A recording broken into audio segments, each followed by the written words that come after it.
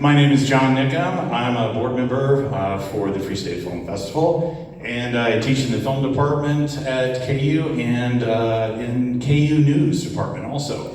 Film and journalism, perfect fit. So I first met filmmaker Sharon Liese about 18 years ago when I wrote a story about one of her first documentaries. And then as she continued to put out great work, each couple of years I'd write an article about her for the Star, whether it was for The Nomist or Transhood or, let's see, Pink Collar Crimes or her Emmy-winning Flag Makers. And one of the things I noticed about Sharon is she gets to the essential truth of a subject. And truth is something that's in kind of short commodity these days. And this film in particular, Seized, is, it really explores the nature of truth, what that means, etc. But you know what? I'm gonna let her tell you all about it. Please welcome the mighty and talented Sharon Liese.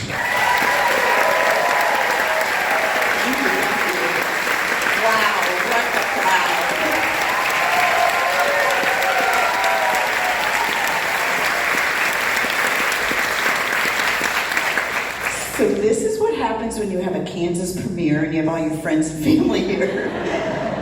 Thank you so much for coming. I hope it gets cool in here for you. And thank you, John Niccum, who is also a co-executive producer on Seized. It's really exciting to be having the Kansas premiere today. We've been around the country. With this film, it's going to be in New Zealand next week, and but there's nothing like really showing a hometown crowd this work. So I will look forward to talking to you after at the Q&A, and you'll be able to meet some of the very colorful, interesting characters right here during the Q&A. So enjoy. Events of the day were unfolding. Did you think, this is not about our little newspaper? Well, I think that always entered into the equation. I mean, it was simply an attempt to get after a newspaper. And any attempt to get after a newspaper is essentially an attempt to get after the truth. And that resonated. I mean, that's why I thought this is going to be a national story. It's an assault not on our little office. And it's kind of unfortunate because there are a lot of issues in this that aren't really First Amendment issues, they're Fourth Amendment issues. And I don't know that they would have ever gotten the attention that they got if it hadn't been for the First Amendment issues. Phyllis, I'll ask you the same question. At what point, because you were there in the front lines on that very first day, at what point did you think this is going to be a big, big story that goes way beyond our newspaper? I think it was by the evening of that first day, because, and then even now, you see the national administration in lawsuit after lawsuit after lawsuit against publishing entities, and some of them are rolling over, which disappoints me. Now, BBC is fighting back, but this is a huge, huge story and has been from day one. You know, I've watched the whole thing with a mixture of awe and disgust the last 3 years. Sharon, what drew you to this story? Tell us how this first came up on your radar and you thought, I want to make a movie about this. Well, I heard Bernie on NPR. And I was driving in my car and I was like, Marion, Kansas. I have to admit, I was like, where is that? And then realized it was 2 hours away. And it's not my typical type of story, because I usually start with something intimate that people don't, it's under the radar, people don't know I'm working on it, and then it's related to something large in the world. But this one kind of stuck with me, and I will say, kind of like you hear from Sherman in the film that I was, when Joanne died, and I knew it was going to be a really big story, and I wanted to be able to tell it. It was in my backyard. Bernie, let's talk about how you came into this. Were you the first attorney? Like, did Eric immediately reach out to you as the attorney, or did you come in a little bit later? I first heard about this the day of the raid. I got an email from a lawyer I know at the Reporters Committee for Freedom of the Press in Washington, D.C., telling me that the paper had been raided and they needed help. Could I help? Fast forward, Deb Groover, who you saw in the movie, later gave me these socks that say emergency contact person.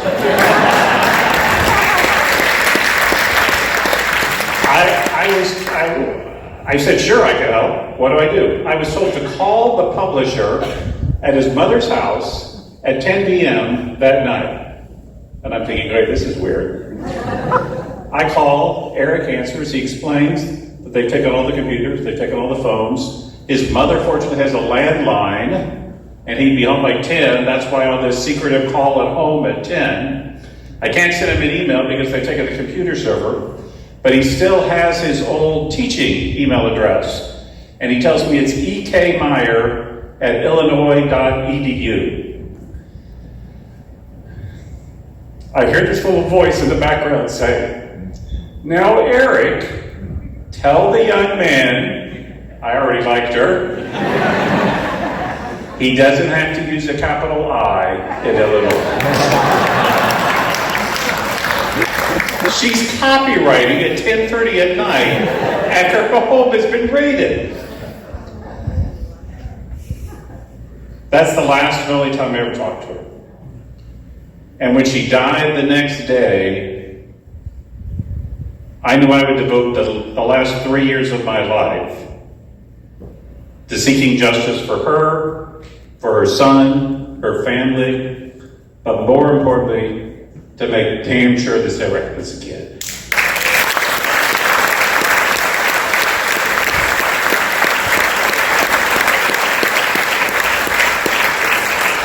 I'm really glad you mentioned Mom. I have to say, Eric, I would have loved your mom. She was feisty.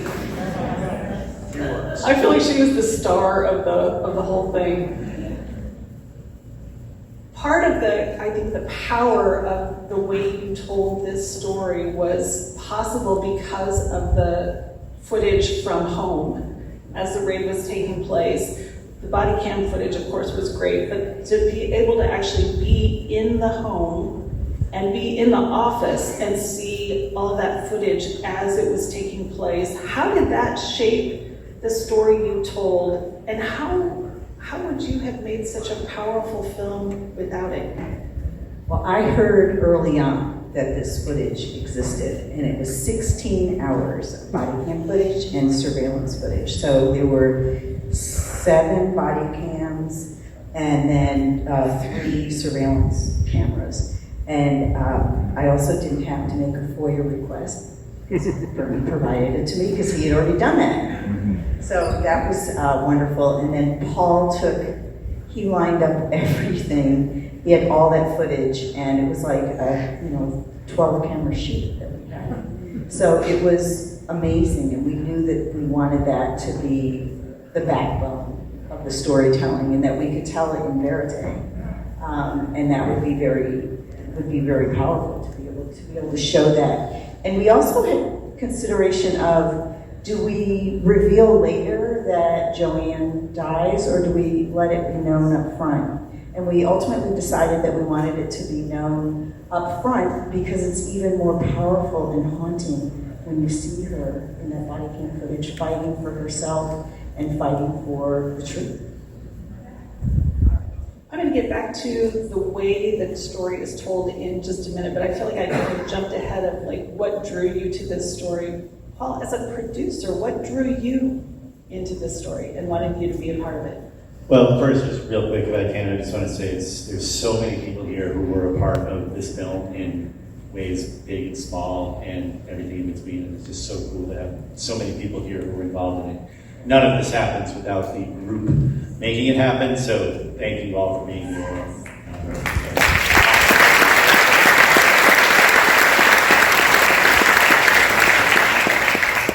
And to answer your question, for me, my background is in mostly reality TV, and I've worked in a lot of not small towns, but tight communities who don't necessarily love cameras or they don't trust easily. And obviously, there's a lot of personalities involved in this and a lot of very strong opinions. And that was, of course, the big issues drew me to it as well. But that was something that I felt that I could really sort of focus in and hone in on in my role and try to get the full picture of why people feel the way they feel and what motivates them to do what they do. Whether you agree with that or not is up to how you view it. But we all thought it was very important that we had as many voices in this as possible, and that whole idea really drew me to this story. That's one thing that I thought was really surprising about the film was you were really successful in getting people to come in and come on camera and talk pretty candidly about some real tension in the town and some very negative feelings that people had toward the newspaper. How did you make that happen? Mayor Mike, the current mayor of Marion, Mike Powers, who's in the film, was really the big domino to get to fall. I emailed him at one point, and his first response was, "No way, I'm not doing this, and I'm tired of." As you see, he and others were very wary of things. But we worked through that, and I met with him at one point, and we talked about all the things that we were trying to do. There was a rumor that was very hard to dispel that Eric had created control over the film, or what was influencing it in some way, which he will tell you was never true. He didn't see it until a couple of days before it premiered at Sundance.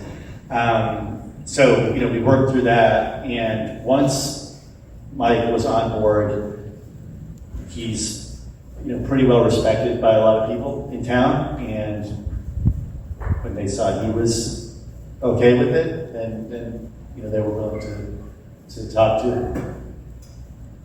I love the fact that so much of the film centered on Finn and walking through his very first day on the job, through the day that he took off. Talk about the decision to bring in the perspective of someone who was really an outsider, sort of became an insider, but not really, and then had the perspective also of a brand new journalist who was facing the real world pressure of journalism in pretty stressful situations. Yeah, we hit pay dirt with him.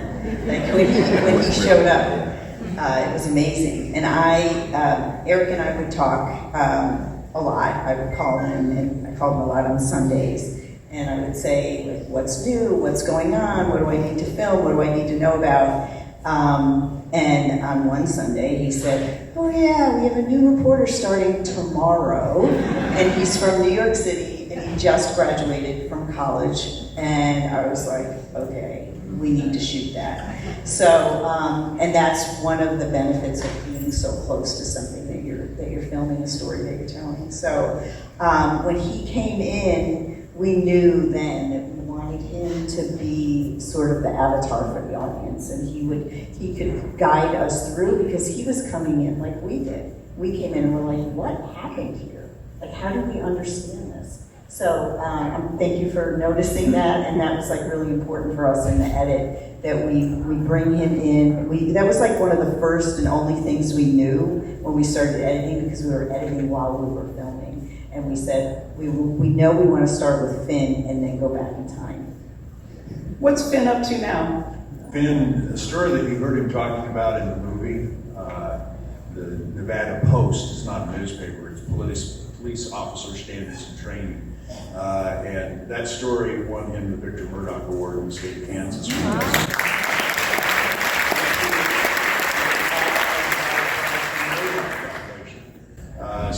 now working for the New Republic.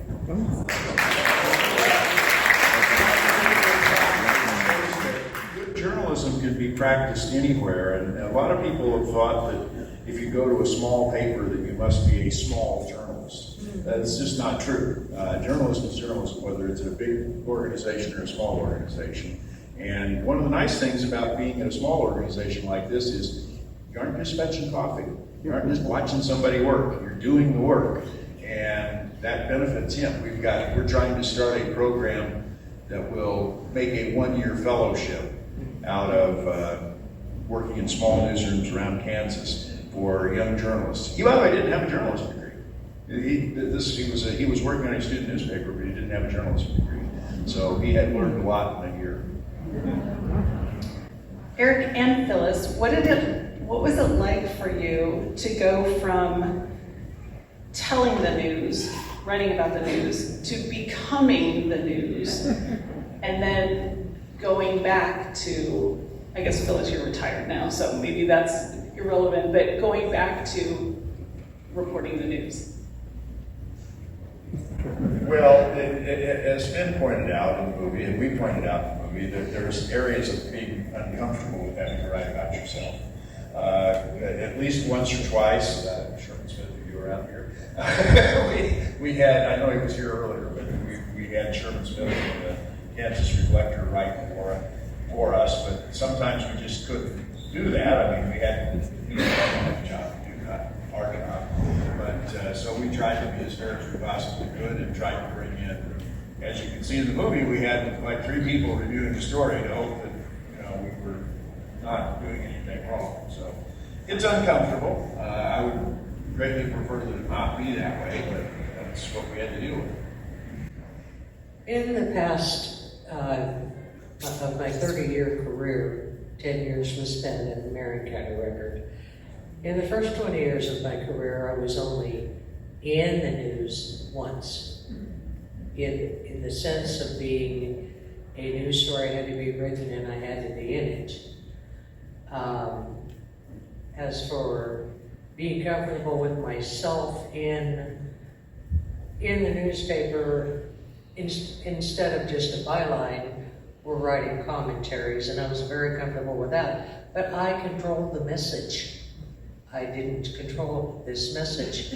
And it took me a long time to decide to grant one interview, and I only granted one single interview, and that was with Sharon Smith of the Kansas Reflector, and my lawyer was on the phone during the interview.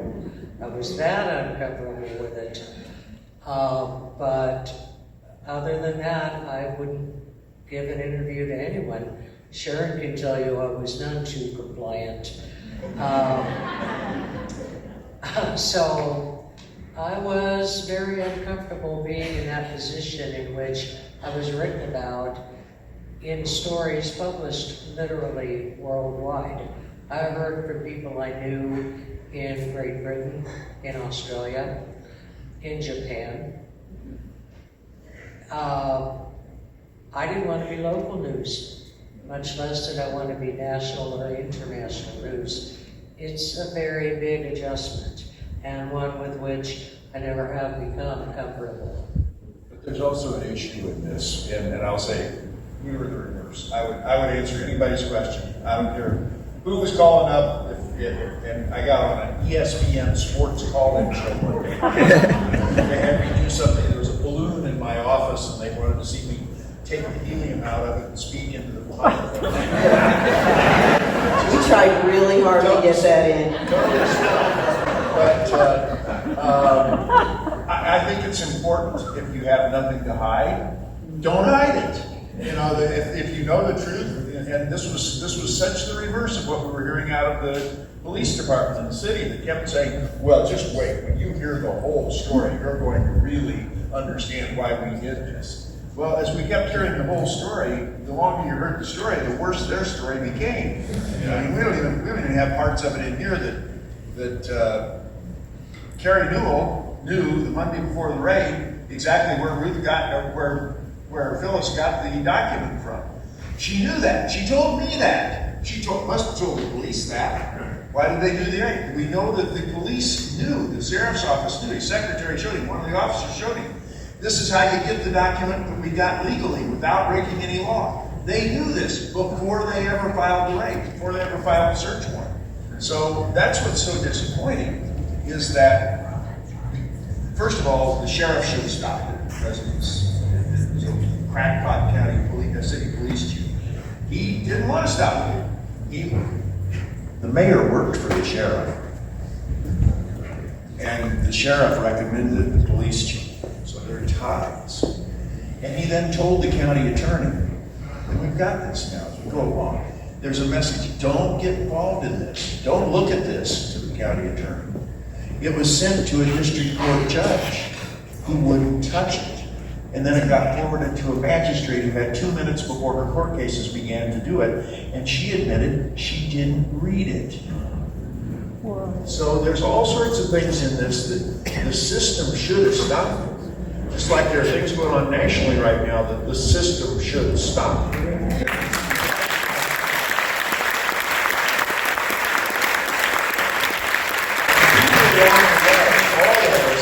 Responsibility when it's our turn to be the check and balance to do it, to speak truth to power. And that's not happening in a lot of places these days, but it's going to happen here.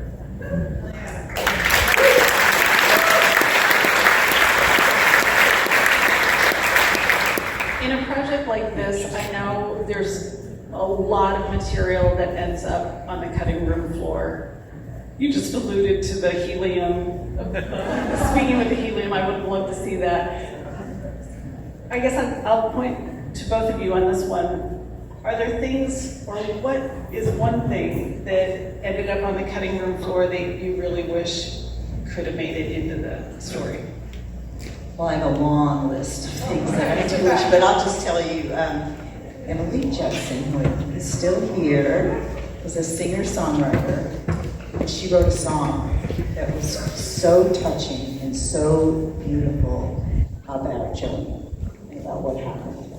And we filmed when she came to the record and sang it for the staff. And it was a very emotional scene.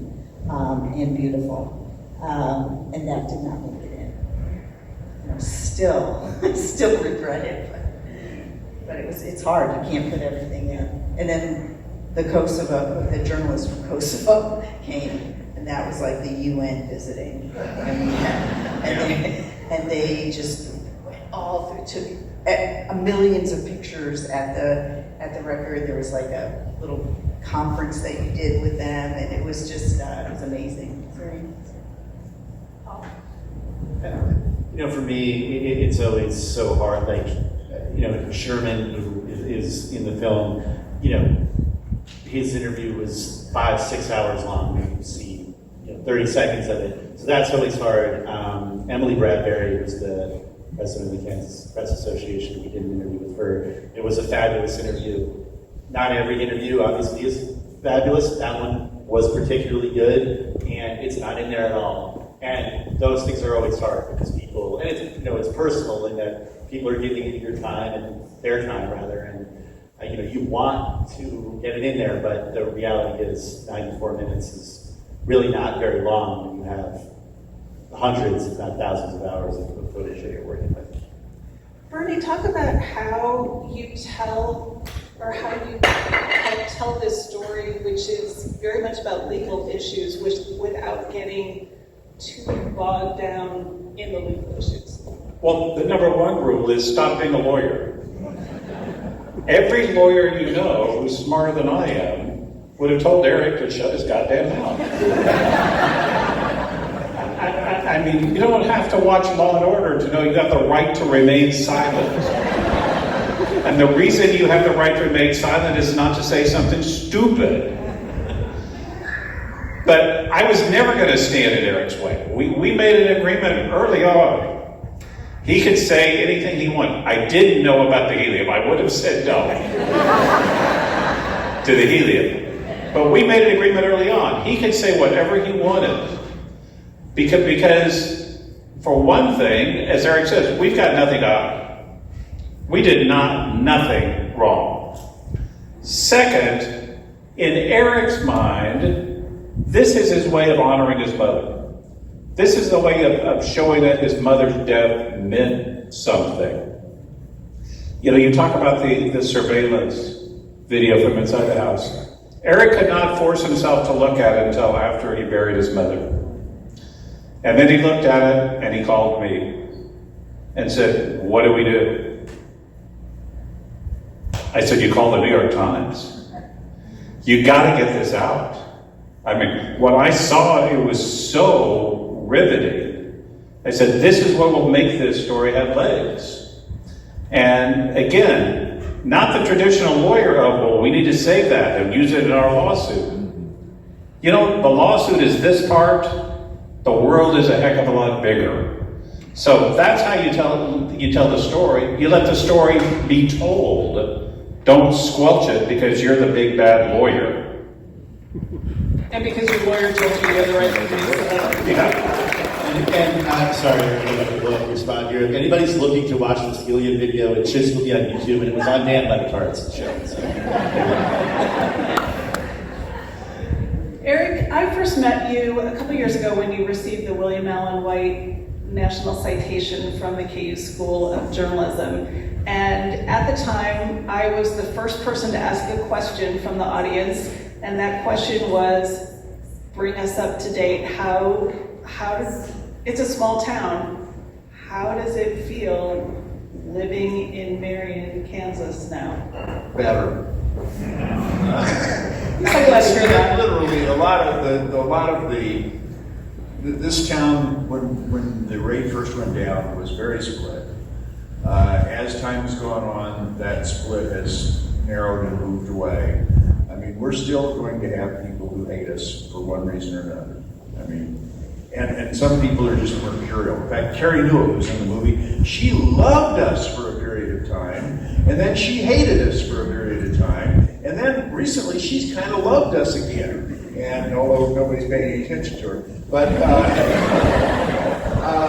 it's funny how that goes in cycles. But a lot of the people who were dead set opposed to us, their biggest complaint right now is that they just wish it all go away. And frankly, I do too. But I wish it would go away with some assurance that there are things that will prevent it from happening someplace else.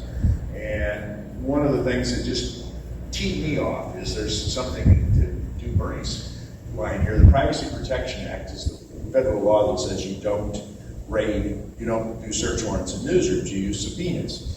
And the defense on this kept saying, well, it's never been tested in court, so they don't really have to follow that law because there's never been a court case on it.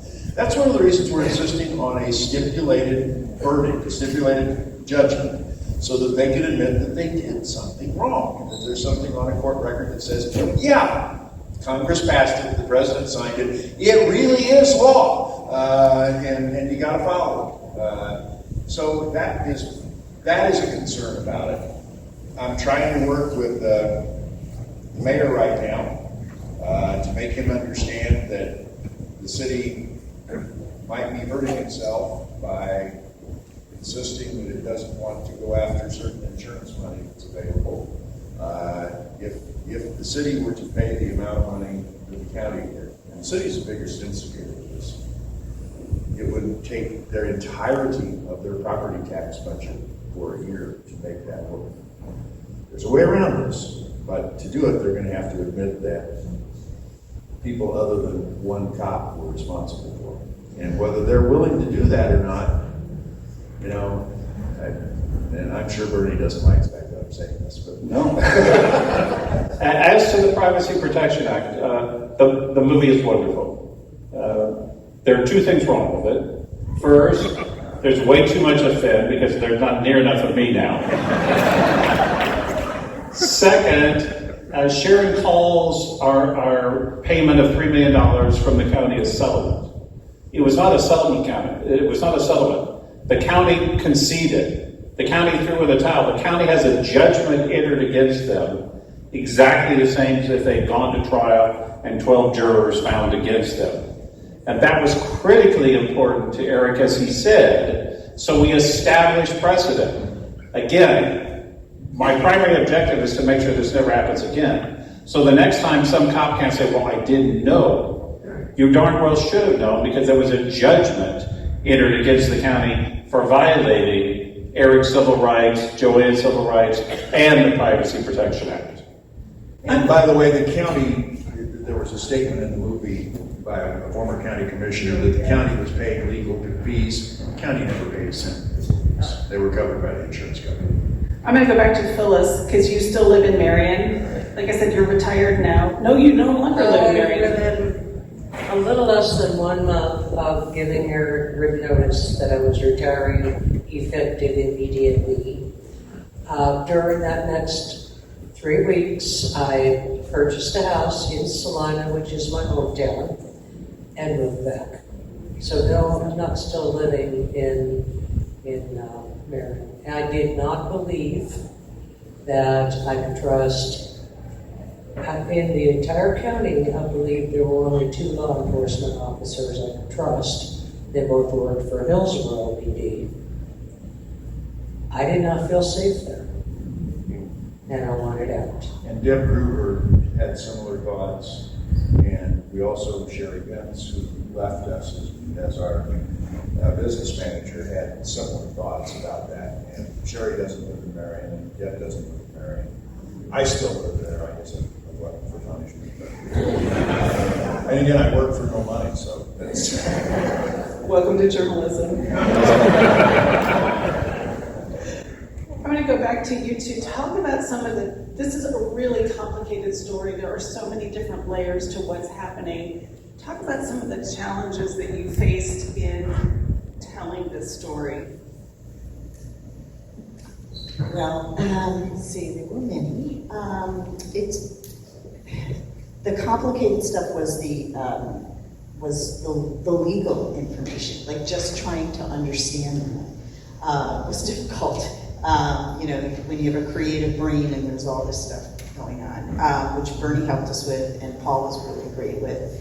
And that's where we came in with the graphics, and that really helped us. And we also had Sherman's narration of what happened, which really, really helped us to tell the story, because we did 6 focus groups feedback sessions where we had people watch the film along the way from rough cut to live cut, and we kept changing based on what people were telling us that was confusing or things they didn't understand or didn't like. So the storytelling was challenging. But we knew we had a list of things that we knew we wanted to be in there. And some of those things we wanted it to be about local journalism. We wanted to tell the story. We wanted to. We didn't want to tell the story in a linear way. We wanted to be able to tell the story in a way that people talk. Because when you tell a story, you're like, wait, but there's this shit you need to know. So we wanted to tell it in that sort of style, but that's also, you have to be very precise in when you're going to time shift. So that was definitely a challenge. We wanted it to be about local journalism. We wanted to bring in humor because there were so many funny things that were going on while we were filming that we were like, this has to be part of the story because these quirky characters live there and they are part of the fabric of the story. So those all were challenging things, but we kept a list and we had team meetings that we go over the edit all the time. And like I mentioned, we were editing while we were filming, so we knew what we needed to go back to get to fill in some of the gaps. Sorry. I think that, as Eric said, there are things that are not in the movie that are interesting or relevant or however you look at it. But it's all about finding the balance in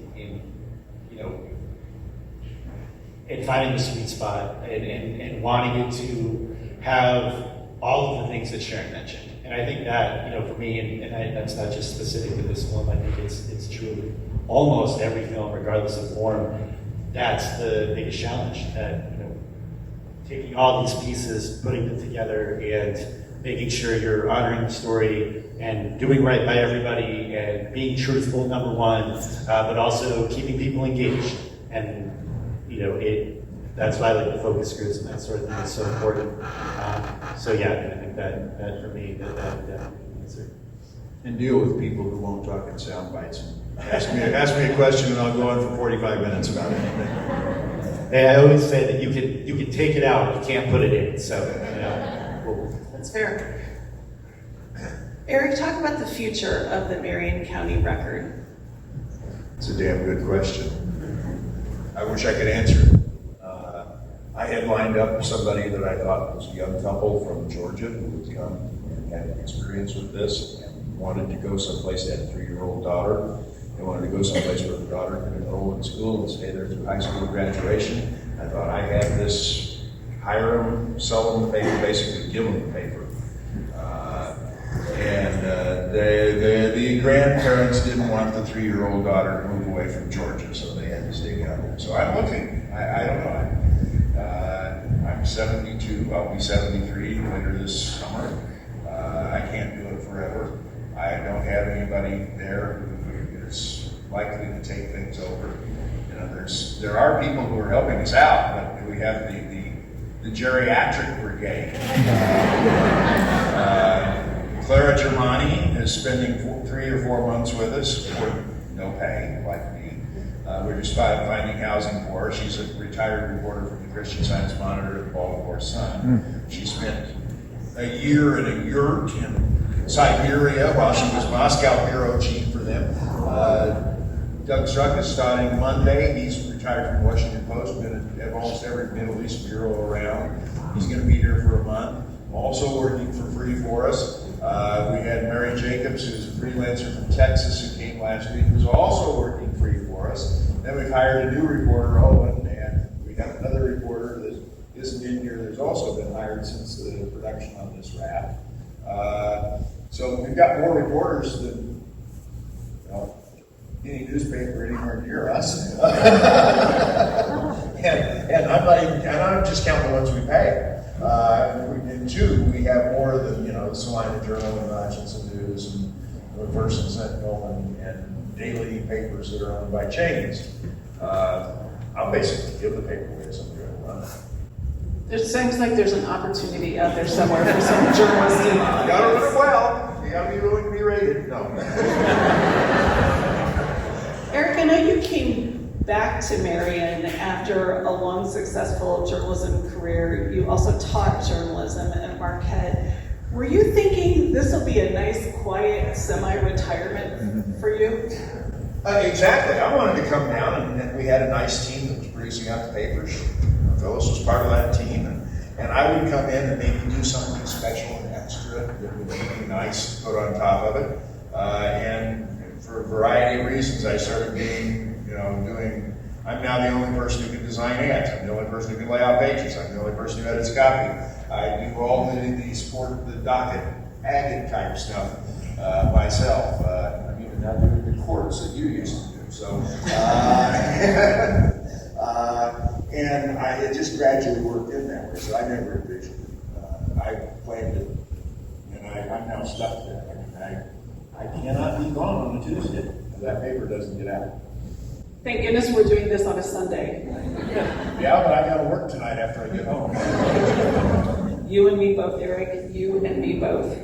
The theme for this year's Free State Festival is "The Revolution is at the Movies."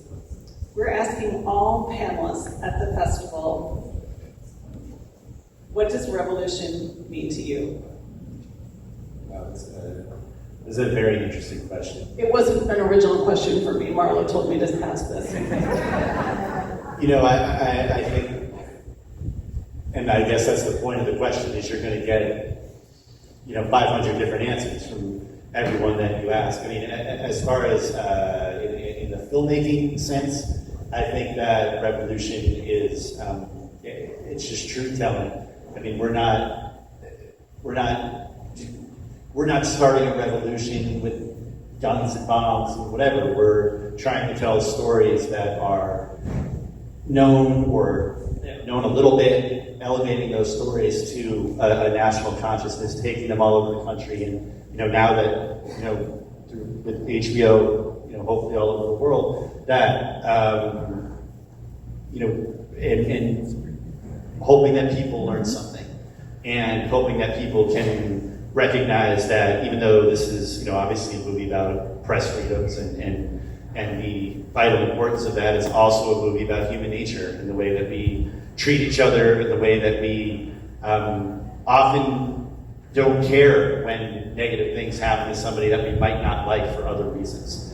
And to me, that's what is revolutionary about what we try to do. I'm going to come back to you in a minute. Do any of the three of you want to weigh in on this question? The revolution is to save our democracy.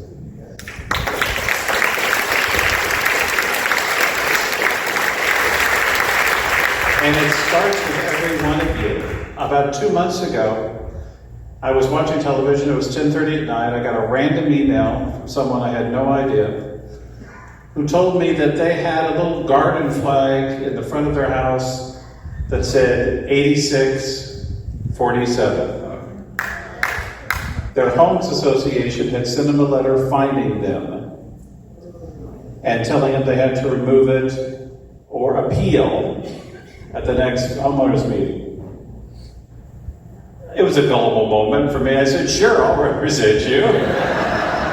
Bernie, you need to stop answering your phone. So I went to the Homes Association meeting. I considered it a success when I didn't get shot. The members of the Board of Associations were just adamant that this was wrong and that this could not be tolerated. After filing umpteen papers, enlisting support from everybody, going around and taking pictures of every other sign in the neighborhood, including the American flag, which is okay. This last week, I actually got a notification from the Homes Association they were withdrawing the citation. It's a small victory, but it's something we stood up for. And in the process, we actually changed the opinion of the people on the board of directors. They still may be MAGA, but at least they understand that there's another view besides MAGA out there. And that's what democracy is about, and that's the revolution, folks.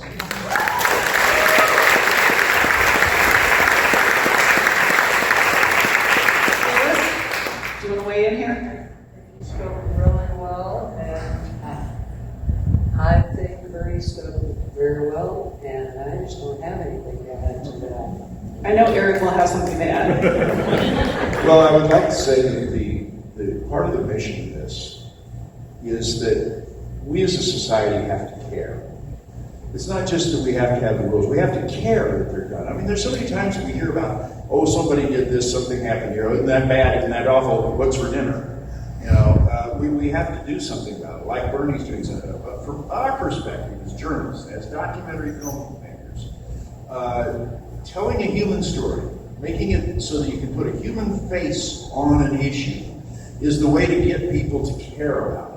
And then they will care enough to become engaged with democracy, though, so that we can celebrate the democracy that we have. Otherwise, we're not going to have it anymore. And it's our job to make sure that we get those stories out there, that we make sure people are aware of them. And it's not just so much, you know, oh, well, they're doing this, they're doing this, they're arguing this, they're arguing that. I think people have become so disconnected, particularly in rural areas, that's part of why they're willing to support what essentially is a campaign of, I'm not going to do anything in particular other than destroy things, blow things up. I'm going to be a disruptive influence on society. I'm going to, you know, oh, let's destroy this, let's throw this away, let's do that away. We're not really, there's no positive program there other than sloganeering. We need to get past sloganeering. And the only way to do it is having journalism, and journalism's under big pressures now. And we need more people to do it. And that also means we need people to, you know, buy ads, buy subscriptions, buy things that support these places that are working like that. Otherwise, it's going to go away. Support your public radio station as well.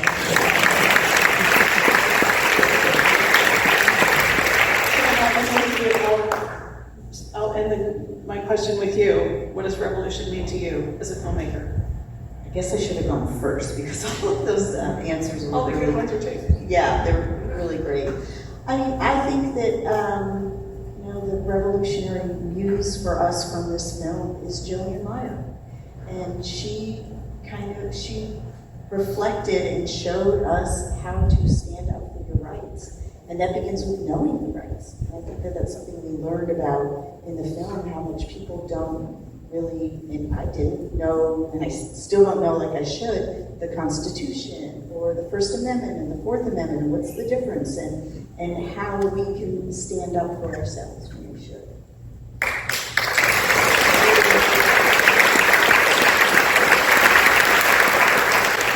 I'd like to now open it up to your questions. I believe Marla has a microphone. If you want to raise your hand, and she will come around to you. So we're going to run one up to the balcony. Marty, I'm sorry, you need a bigger part of the film, Marty. Were there federal laws broken? And if so, were there any agencies, federal agencies that were taking part? Like the DOJ, were they involved in it? Also to Eric, you said you didn't know the future of your newspaper, but at the time of the raid, you seemed to know exactly how this story was going to unfold. You and your mother both were shouting at the police officers. Is that accurate? Do you want to start, Bertie? What federal laws were violated? First of all, the First Amendment to the Constitution, the Fourth Amendment to the Constitution. Those are not laws per se, but they're the Constitution, and you enforce the laws through an action called the Federal Civil Rights Law. And that's what we sued under, and are currently suing. So the federal civil rights provided the constitutional rights, as well as this law we call the Federal Privacy Protection Act, which says if the police think that journalists have evidence of a crime, they should go get a subpoena so we can argue, so you can get a lawyer, so you can argue with a judge, and get that resolved rather than bursting down the door. So it's my understanding that the Federal Department of Justice did undertake a preliminary investigation into the raid and determined it did not rise to the level of a federal civil rights violation a la George Floyd. That was a federal civil rights investigation. I don't expect anything further to happen, particularly under the current administration. On the state level, the CBI and the KBI both conducted investigations with special prosecutors, and they determined that no criminal laws were broken. This is where it becomes a civil matter. This is, Bernie's your man in that case. So what was the question? Was what's the future of the newspaper now? You knew exactly the fallout from the raid. Why aren't you so recipient that you know the fallout for the Marion County Record? There's nobody out there that is, there's nobody out there doing this. Even the angel investors that come in, the Jeff Bezos that buys the Washington Post, it isn't always what you think it's going to be.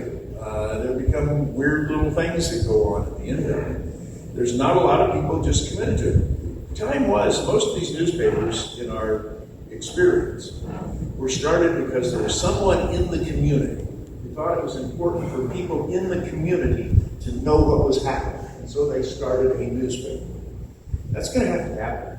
And I don't see it happening right now. So I don't know. There's still a market for it. We were as I think I said at the Roy Mount White thing, we were going into this, we were the 57th largest town in Kansas, the 120-something largest town, 57th largest county, and by the time the outpouring of people who supported us, they've gone away since then, we had the 8th largest paid circulation in the state because of people buying paper for a year or two, and that's gone down.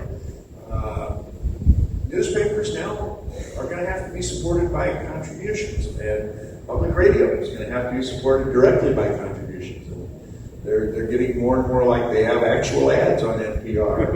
And I was feeling sorry for the announcer coming today that he's having to inflect his voice instead of saying this was underwritten by so-and-so. He's going to have to read a commercial and read it dramatically. But this is part of what we've done, and we are penalizing it. We have stories in our newspaper this week about how he's trying to save money by not publishing things, how he's trying to get around the openness of government by selling property without telling you what the price is and who they're selling it to, both of which are illegal. And we put that out there, and what does anybody do about it? Nothing. This is going to have to be more than just us solving this problem. Another question? Have one up here. I think it would have been interesting to have a member of law enforcement on this panel. Was that given any thought, or was a decision made not to? On this panel? I don't Yes, know that any yes. of us, I don't know that any of us are in a position to answer that question. I wasn't the one that put the panel together. I suspect that as far as panels go, this is a pretty large panel. I'm not sure that we have room for another person at this point. I feel like I'm barely giving you enough time to answer. I will say that among the letters that we received after the raid, tens of thousands of them, all of them supporting votes. I mean, like 100%. That there was a disproportionately large number of them came from people who work in law enforcement. Another question? Yes, please. Thank you all so much for being here. Sharon and Paul, I'm going to put you on the spot because I love, Sharon, what you were saying earlier about you wanted to tell the story like people talk. And I'm so fascinated as a fellow storyteller of these kind of nuggets of information that emerge, and this story is evolving about the chief of police and his relationship and text messages and things. And so I'm just kind of curious on the process of how you have a goal in mind and kind of that foundational story when you set out to do this project, and then the story is evolving. So how do you kind of balance and respect both of those positions?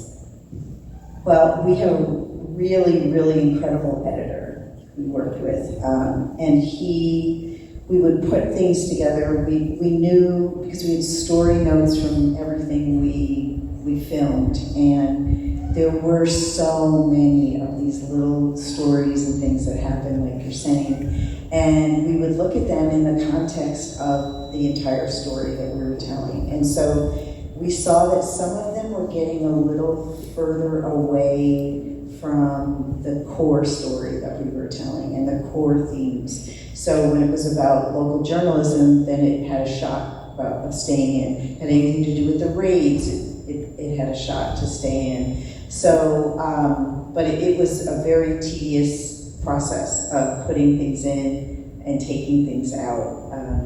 But we had an idea and sort of a roadmap, and that's why, like the story of the song with the songwriter not being in there, it was beautiful, and it had a lot of emotion in it, which made it really hard for me personally to take it out. But it wasn't as related to some of the other things that we knew we wanted to have in there.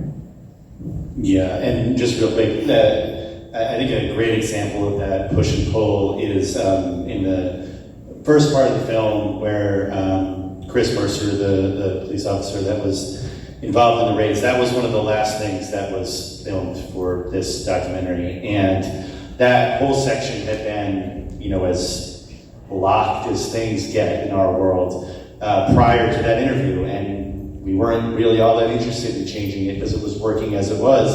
But we did that interview, and we felt that perspective was important. Again, audience, do with it what you will, but we felt that was important to be in there. So, us and our editor, Eric Boonstra, found a way to get it in there and make it seamless, and the use of the word agitated was a coincidence. That wasn't, directed somehow. It was, Eric had said that in an interview 2 years earlier, and now he's using the same word, and then our editor puts that together, and it's like, this is it. This is what we're trying to do here. So, and there's a lot of that. That's just a very specific example. And the reason, by the way, that the officer that he's talking about was fearing losing his job didn't have anything. It's actually outside the movie. He wrote an after-action report in which he stated that my mother, first of all, he said that my mother was suffering dementia, and that he stated that I confessed in full, and had direct quotes to me confessing in full to the crimes that they were looking at. The special prosecutors reviewed his after-action report and reported that it was total fiction. And he said in the description of Joanne that she was verbally violent. What is verbally violent? I thought violence was when you hit someone. Do you have a trial date set yet? And related question, did I understand you to say that Mayor Powers had directed the insurance company to not attempt to settle for the city? He hasn't directed anybody, I don't believe. We've talked. It's the city's insurance company that's trying to fight this. We're trying to do it. Cody's trial begins August 24th. God only knows when our trial will ever begin. If it ever does, there's a mediation session coming up next. Are you in U.S. District Court, Wichita? In Kansas City. Kansas City. I think we'll take one last question, and I believe it's from down here. Hi, Paul, you touched on this earlier about talking to Mike Power a little bit. I was wondering, was there any specific story behind how you got Mike Power to agree to sit down with Eric? And if there were any conditions that you had to agree to in order to get that? To answer the second question first, there were no conditions. We don't do that. I'm not going to speak for every filmmaker ever, but we don't do that. That's not how we make movies. However, the story part, so as I said, my background is in reality TV, and for years I had worked on a show called Wicked Tuna on National Geographic, and that was Mike Power's favorite show. And, people say that and they don't really mean it. You hear, he could name every personality, every episode, everything that ever happened. So I believed it was really his favorite show. And, in joking aside, I don't think that had zero to do with moving the needle on that. Can I close with a question for Sharon, or me? Those of you who are over at the film festival in Columbia, Missouri, saw the film, and since then there have been two little things added to the front of it. One of which says an HBO documentary. Yeah. Can you explain that to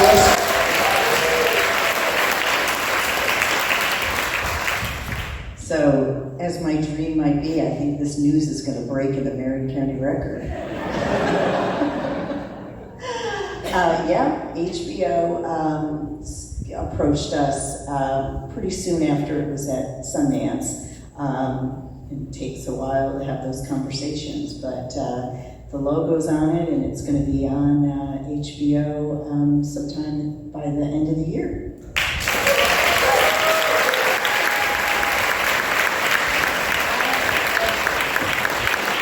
That's also for sure. When HBO has acquired the documentary, will they go with it as it is, or will they perhaps fictionalize it? Because I'm asking for selfish reasons. I think you did a wonderful, accurate job. I'm a little afraid if they fictionalize it, it's not really going to be what happened. I agree. And what you saw today is what you're going to see on HBO.